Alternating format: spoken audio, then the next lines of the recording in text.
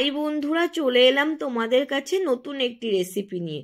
ভীষণ ভালোবাসি মাছ খেতে, তাই তো আসি কিনে নিয়ে। তা যদি হয় ছোট মাছ, মনের আনন্দ দ্বিগুণ বেড়ে যায়। আজ বানাবো কাচকি মাছের বাটি চচ্চড়ি।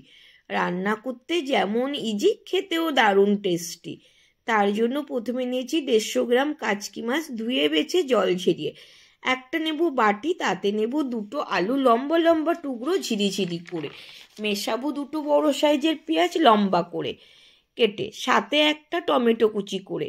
এবার দেব 1 চামচ জিরে গুঁড়ো, স্বাদ মতো লবণ, হলুদ গুঁড়ো, সাথে 3টি কাঁচা লঙ্কা, 6 কোয়া রসুন থেতো এবং 1 চামচ লঙ্কার গুঁড়ো মিশিয়ে। কি দুঃখ, আমার ধরলো না বাটিতে, তাই ঢেলে নিলাম বড় সাইজের পাত্রে। 2 চামচ সর্ষের তেল, 1 চামচ গোলমরিচ গুঁড়ো মিশিয়ে নেব হাতে করে ভালো মতো মাখিয়ে সময় ধরে। এবার দেব কাচকি মাছটা মিশিয়ে আরও কিছুক্ষণ মাখিয়ে রাখবো পাশে সরিয়ে। কড়াইতে 2 চামচ সর্ষের তেল ঢেলে নেব গরম করে সময় ধরে। কিছুটা দেব জিরে ফোড়ন দিয়ে। ফোড়ন থেকে সুগন্ধ বার হলে দেব হাতে মাখা মাছের মিক্সচারটা ঢেলে। কিছুক্ষণ নাড়িয়ে চাড়িয়ে দেব বাটি ধুয়ে 1 কাপ জল মিশিয়ে। কম আঁচে সময় ধরে বারে বারে নাড়িয়ে চাড়িয়ে ঢাকা দিয়ে নেব আলুগুলো ভালো মতো সিদ্ধ করে। যেমনটা তোমরা দেখছো ভিডিওতে, একটু সময় ধরে রান্নাটা নেব করে। সবাইকে জানাই নতুন বছরের আগাম শুভেচ্ছা।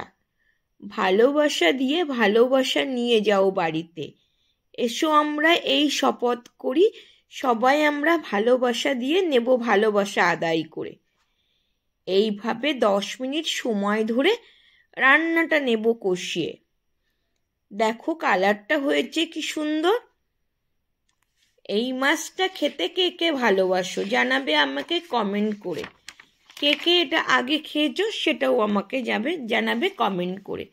আমার রান্নাটা কেমন হলো সেটাও জানিও একটু আমাকে কমেন্ট করে। রান্নাটা অলরেডি 10 মিনিট সময় ধরে নেব কমপ্লিট করে। সব শেষে ধনেপাতা কুচি ছড়িয়ে নেব গরম ভাতের সাথে পরিবেশন করে। গরম ভাতের সাথে রান্নাটা মাছের এই হাতে মাখা চচ্চড়িটা জমে একদম সুপারহিট। কেমন হলো আমার এই রান্নাটা জানিও একটু কমেন্ট করে। ভালো লাগলে লাইক, কমেন্ট, শেয়ার করো আমার ভিডিওতে এসে। আবার আসিব নতুন কোনো রান্না নিয়ে।